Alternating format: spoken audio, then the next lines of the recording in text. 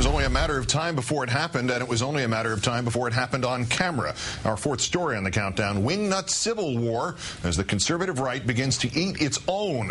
Over the weekend at the Western CPAC convention in California, Think Progress reporting a showdown between Palin apologist John Ziegler and the chairman of the American Conservative Union, David Keene. Mr. Keene agreed to a sit-down interview with Mr. Ziegler. After obligatory pleasantries were exchanged, Ziegler got confrontational, questioning Keene's less than complimentary remarks about the ex-governor of Alaska. When Keene refused to back down, Ziegler pressed further, and when that didn't work, Mr. Ziegler asked Mr. Keene about the ACU's role in a pay-to-play scandal. Over the summer, Keene's group tried to pry money from FedEx in exchange for their support in a legislative battle with UPS over unionization.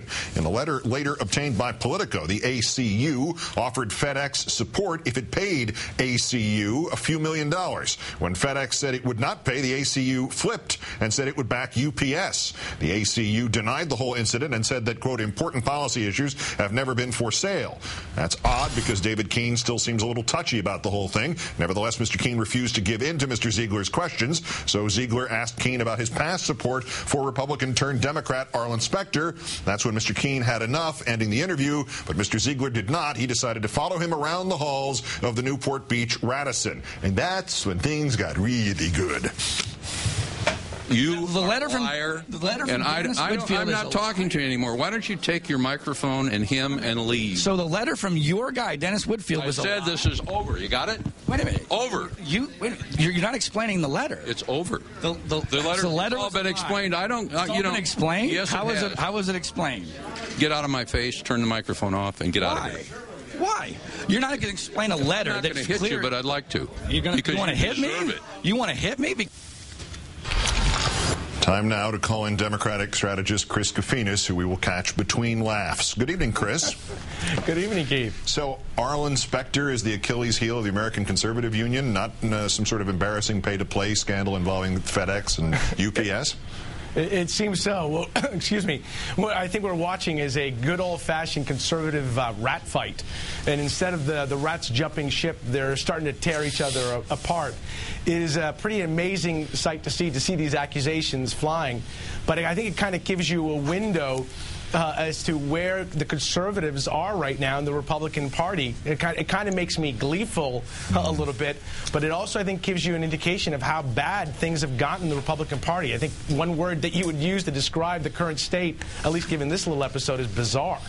Well, I tried to describe it earlier as this theoretical universal solvent that's really great for dissolving things, but you can never hold it, you can never contain it. Is that what this is, or is it post-power, post-glory years having effects on people? Or is it just somebody defending his own crush?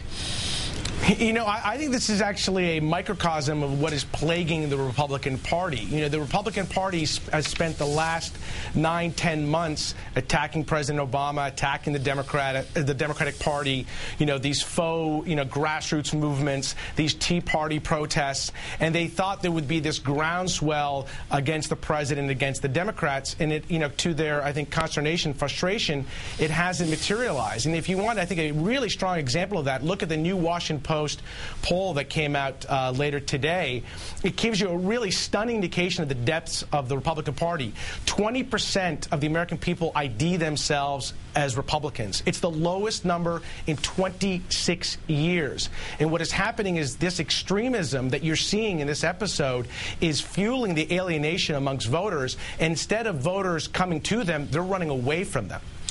So what looks like disaffection against the Democrats is in fact being sort of front and centered by people who are trying to keep attention away from a much more significant problem of the same kind in their own party? Yeah, I think what is happening in the Republican Party is actually really telling. I mean, every party goes through this after a big loss, but this is at another level, and I think it bespeaks to this real ideological fight in the Republican Party between the right and the far right, and they're actually arguing about how conservative the Republican Party should be. And, and I don't say this flippantly. I really think what you're going to see in this party as the months go by and they don't make these inroads with voters is a civil war ideologically with within the Republican Party. And as they go down that road, all they end up doing, and this is the amazing thing, is basically alienating voters even more. And actually, they're sowing the seeds of their own demise. And I would not be surprised, I know they're never going to believe this, I would not be surprised if you start seeing this Republican Party potentially splinter into two. But is that, again, to sort of make a serious version of the universal solvent, is that the problem with becoming a party that is essentially obstructionist, that is there to say no, as we heard relative to health care reform, that their principal thing is not to present something new, but to attack the Democrat plan in their own terms? I mean, after this thing that we saw, Mr. Ziegler said, let me read the quote, "If David Keene is a guy who is a leader in the conservative movement, that's a movement I don't want to be a part of." Conservatives have just been attacking the commissioner of the National Football League about Rush Limbaugh. The commissioner of the National Football League is not a liberal and he's not a moderate. Are we seeing sort of people not being able to stop when it gets to the point where they're in politics for beating up the other guy?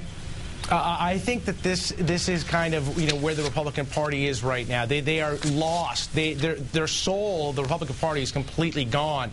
And I think what's happening right now on the fringes is they're fighting over the direction of where the Republican Party should go. Look, I think, for example, health care, going to your point about the party of no. On one of the most significant issues, they've yet to offer a single idea of value. And in the past, I think what they believed is this is how it worked. There was one party in power and the other party was obstructionist.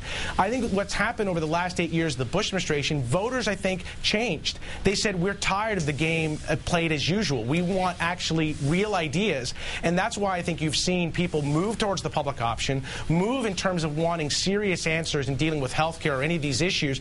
And when they look at the Republican Party, when they're not even necessarily convinced by the Democrats, but when they look to the Republican Party, what they hear is crazy attacks that have no effect on their everyday lives. And it just says, what are they? They're not reflecting what I believe, and it moves them either to the independent or more so to the Democratic Party. Chris Kofinas, the Democratic strategist. As always, Chris, great thanks. Thanks, Keith.